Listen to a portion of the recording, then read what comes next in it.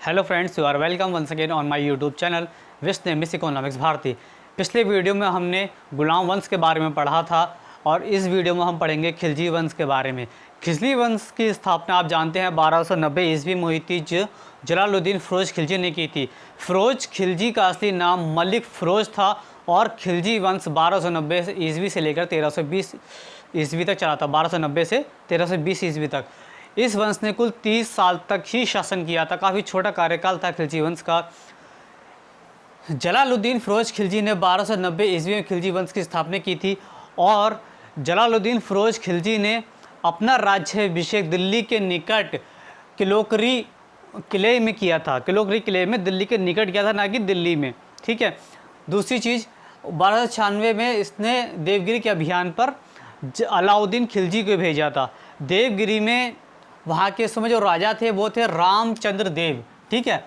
और जो यादव वंश के थे, यादव वंश का शासक उस समय राज कर रहा था जिसका नाम था रामचंद्र देव, और उस पर जीत हासिल की थी अलाउद्दीन खिलजी ने। अलाउद्दीन खिलजी जलालुद्दीन फ़िरोज़ खिलजी का भतीजा था, जो आगे चलकर उसका बाद में दामाद बन गया। इसीलिए कहा जाता है अलाउद्दीन खिलजी जलालुद्दीन फ़िरोज़ खिलजी का भतीजा एवं दामाद दोनों था। अलाउद्दीन खिलजी ने जब देवगिरी का अभियान किया तो उसने वहाँ से अपार धन संपत्ति को लूटा। उसने इतना धन लूटा कि उसने कुछ जलालुद्दीन फ़िरोज़ खिलजी को बताया और बाकी अपने पास सुरक्षित रखा, क्योंकि वह आगे राजा बनना चाहता था। इसीलिए उसने धोखे से जलालुद्दीन फ़िरोज़ खिलजी की हत्या कर दी और ख़ुद ही 1296 ईस्वी में दिल्ली का सुल्तान बन गया। अलाउद्दीन खिलजी 1296 में सुल्तान बन जाता और 1316 ईस्वी तक ये शासन करता है। इसका जो वास्तविक नाम था वो गुरसप था। अलाउद्दीन खिलजी का हमको वास्तविक नाम जो किताबों में देखने को मिलता है, कहीं गुरसप कहीं गुरशस्प देखने को मिलता है, तो इसमें कन्फ्यूज़ मत होइएगा। ये दोनों ही नाम अलाउद्दीन खिलजी के हैं। अलाउद्दीन खिलजी जो जलालुद्दीन का भतीजा था, बाद में इसी ने ही फ़िरोज़ खिलजी यानी कि जलालुद्दीन फ़िरोज़ खिलजी की पुत्री से विवाह किया था। इस कारण ये अलाउद्दीन खिलजी जलालुद्दीन फ़िरोज़ खिलजी का भतीजा एवं दामाद दोनों था। बलबन के लाल महल में अलाउद्दीन खिलजी ने अपना राज्याभिषेक करवाया था और इसने सिकंदर सानी और द्वितीय सिकंदर की उपाधि धारण की थी। तो ये पॉइंट हमको याद रखना है गाइस। एग्जाम में कभी कभी पूछ लेता है कि सिकंदर सानी की उपाधि किस सुल्तान ने धारण की थी, तो सॉरी, सिकंदर सानी की उपाधि अलाउद्दीन खिलजी ने धारण की थी, या इस तरह से पूछ लेगा कि द्वितीय सिकंदर की उपाधि किसने धारण की थी, किसको दी गई थी, कौन अपने आप को द्वितीय सिकंदर कहता था, तो अलाउद्दीन खिलजी कहता था। अलाउद्दीन खिलजी पहला ऐसा शासक था जिसने सिक्कों पर तारीख लिखने की प्रथा का प्रचलन किया। मतलब जब वो सिक्के जारी किए जाते थे तो उस पर वो डेट अंकित की जाती थी। तो ये काम किसने शुरू किया, ये प्रथा शुरू की थी अलाउद्दीन खिलजी ने। अलाउद्दीन खिलजी ने कभी भी इस्लाम के सिद्धांतों का पालन नहीं किया। ठीक है। तो यहाँ से भी इस एग्ज़ाम में सवाल बनता है कि किस शासक ने, दिल्ली के किस सुल्तान ने इस्लाम के सिद्धांतों के अनुसार कार्य नहीं किया। तो वो खिलजी वंश कहें तो पूरे खिलजी वंश ने नहीं किया, साथ ही साथ अलाउद्दीन खिलजी ने तो बिल्कुल भी नहीं किया। इसने बोला यहाँ के सुल्तान हम हैं, हमारा अकॉर्डिंग ही शासन चलेगा। दूसरी चीज़, इसने खलीफा से सुल्तान पद की स्वीकृति नहीं ली। ठीक है। तो ऐसे भी एग्जाम में क्वेश्चन बनता है कि किस सुल्तान ने खलीफा से सुल्तान पद की स्वीकृति नहीं ली, तो आपको आंसर टिक करना है अलाउद्दीन खिलजी ने सुल्तान पद की स्वीकृति नहीं ली थी। ये पहला ऐसा सुल्तान था। इसने अपने राज्य को सुदृढ़ बनाने के लिए क्या किया था, एक अच्छी कर व्यवस्था लागू की थी। अच्छी कहें तो बहुत ज़्यादा लागू कर दी थी। 1/2 ये लगान वसूला करता था।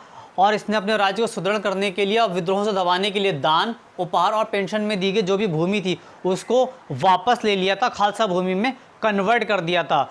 मतलब कि पहले के जो भी सुल्तान हुआ करते थे वो लोगों से खुश होकर दान में, उपहार में, पेंशन के रूप में या फिर सैलरी के रूप में उनको कुछ न कुछ भूमि दे दिया करते थे। लेकिन अलाउद्दीन खिलजी ने क्या किया, उस सारी दी गई भूमि को वापस ले लिया और खालसा भूमि में कन्वर्टेड कर दिया। कन्वर्टेड करने का मतलब है वो खालसा भूमि हो गया, वो सरकारी भूमि हो गई। अब वो उस पर किसी व्यक्ति का कोई अधिकार नहीं है, वो सुल्तान की ही भूमि है, सरकार की भूमि है। तो इसने पहला काम तो ये किया। दूसरा काम किया कि इसने गुप्तचर विभाग का गठन किया। गुप्तचर विभाग बहुत इम्पोर्टेंट रोल रखा करते थे गुप्त सूचना लाने के लिए, जिसकी मदद से इन्होंने कई बार मंगोलों के आक्रमण से दिल्ली को बचाया था। साथ ही साथ अलाउद्दीन खिलजी ने जुआ, शराब, भांग और मद्य निषेध पर प्रतिबंध लगा दिया। इसने जुआ को प्रतिबंधित कर दिया, शराब को प्रतिबंधित कर दिया, और अमीर लोग जो दावतें करते थे, दावतों में इकट्ठे हुआ करते थे, उसको प्रतिबंधित कर दिया। इसने लागू किया कि भाई अमीर के यहाँ शादी नहीं करेगा, उससे क्या होगा, अमीर से शादी करेगा तो दावतें होंगी तो कई सारे लोग इकट्ठे होंगे तो फिर सुल्तान के खिलाफ विद्रोह करने का षड्यंत्र वो रच सकते हैं। इसलिए इसने दावतें करने का प्रचलन बंद कर दिया था। इसने मंगोलों के आक्रमण का मुकाबला करने के लिए और सुदृढ़ समाज की स्थापना करने के लिए कर की वृद्धि कर दी। 1/2 कर लगा दिया। जो पहले की 1/3 हुआ करता था, इसने बढ़ाकर 1/2 कर दिया था।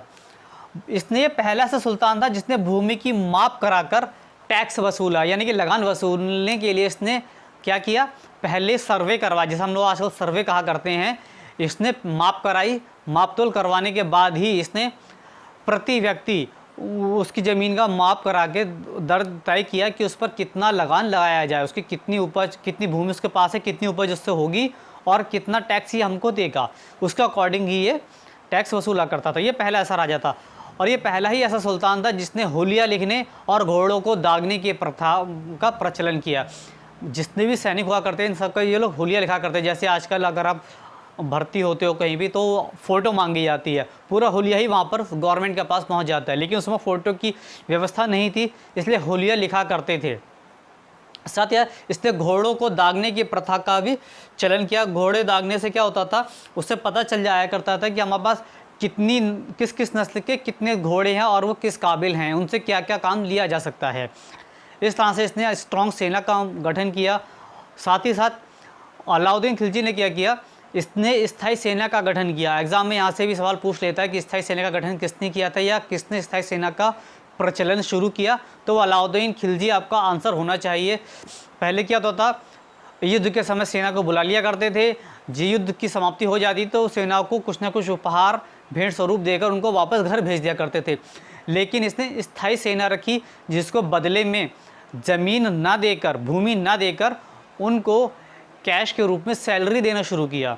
तो स्थायी सेना का शुरुआत जो थी वो अलाउद्दीन खिलजी ने की थी। वहीं से हम आगे आज के समय में देखते हैं कि गवर्नमेंट के पास भी स्थायी सेना है। इसने मूल्य नियंत्रण प्रणाली का दृढ़ता से पालन किया था। मूल्य नियंत्रण पर यह विशेष ध्यान देते थे। इसने मापतौल का बेईमानी को रोका। मापतौल में जो बेईमानी होती थी उसको भी इसने रोका था। अगर कोई व्यक्ति कम तौलता है तो जितना कम तोला गया है उस व्यक्ति का उतना ही मांस नोच लिया करता था। ये इसका हुक्म था, ये इसका अध्यादेश था अलाउद्दीन खिलजी का। इसने बोल रखा था कोई व्यक्ति अगर 250 ग्राम कम तोल रहा है तो उस व्यक्ति का 250 ग्राम मांस नोच कर ले आओ। इस तरह से इसने बाजार को नियंत्रित किया था। अब बात करते हैं साम्राज्य विस्तार की। इसने उत्तर भारत में गुजरात, रणथंभौर, चित्तौड़, मालवा, धार आदि राज्यों पर विजय अभियान किया। गुजरात अभियान में नुसरत खान ने मलिक काफूर को 1000 दीनार में खरीदा था। मलिक काफूर एक हिजरा था जिसको नुसरत खान ने 1000 दीनार में खरीदा, इसलिए मलिक काफूर को 1000 दीनारी भी कहा जाता है। मलिक काफूर को नुसरत खान ने जब लाकर अलाउद्दीन खिलजी के सामने पेश किया तो वो उससे खुश हुआ और मलिक काफूर को आगे चलकर उसने मलिक ए नायाब, जो एक अहम पद हुआ करता था, वो सौंप दिया। रानी पद्मावती को जीतने के लिए अलाउद्दीन खिलजी ने चित्तौड़ पर आक्रमण किया। चित्तौड़ के राजा उस समय राजा रतन सिंह थे और राजा रतन सिंह की पत्नी पद्मावती थी। पद्मावती या कहीं के नाम पद्मिनी भी मिलता है। इसके ऊपर मूवी भी बनी हुई है पद्मावत, शायद आप लोगों ने देखी भी होगी, उसमें इस चीज़ को दिखाया गया है। अलाउद्दीन खिलजी पद्मिनी या पद्मावती को प्राप्त करना चाहता था, इसी लालसा से उसने चित्तौड़ पर आक्रमण किया था, जिसमें उसको सफलता नहीं मिलती है। राजा रतन सिंह युद्ध में मारे जाते हैं और रानी पद्मिनी जौहर कर लेती हैं। जब उन्हें युद्ध की सूचना मिलती है कि राजा रतन सिंह मारे गए हैं, अब हमारे जैसे जितनी भी स्त्रियां हैं जो विधवा हो गई हैं उनको बचाने का एक ही रास्ता है कि अब जौहर कर लिया जाए। तो वो अग्निकुंड में दाह संस्कार अपना कर देती हैं, खुद ही जलकर भस्म हो जाती हैं। अलाउद्दीन खिलजी ने मेवाड़ को जीतने के बाद मेवाड़ का नाम अपने पुत्र खिज्र खां के नाम पर खिजराबाद रखा था। उनको बचाने का एक ही रास्ता है कि अब जौहर कर लिया जाए। तो वो अग्निकुंड में दाह संस्कार अपना कर देती हैं, खुद ही जलकर भस्म हो जाती हैं। इसके बाद प्रताप रुद्रदेव जो वारंगल के राजा थे, वारंगल के शासक थे प्रताप रुद्रदेव, उन्होंने मलिक काफूर को कोहिनूर हीरा दिया था। जो विश्व प्रसिद्ध कोहिनूर हीरा है, ये समय दक्षिण में वारंगल एक राज्य हुआ करता था, वहाँ के शासक प्रताप रुद्रदेव थे, उनको परास्त किया मलिक काफूर ने और उनसे बदले में कोहिनूर हीरा प्राप्त कर लिया था। आई होप आपको ये पूरा वीडियो समझ में आया होगा। अगर आपको कोई डाउट है या कोई चीज़ सजेशन आपको देना है तो नीचे कमेंट करके बताइए कि आपको क्या चीज़ पसंद आई और क्या नहीं है, अगली वीडियो हमको किस टॉपिक पर बनानी चाहिए। अगर आपको वीडियो पसंद आया तो चैनल को सब्सक्राइब कीजिए, वीडियो को लाइक कीजिए, अपने फ्रेंड के साथ भी शेयर कीजिए। So thank you watching my video.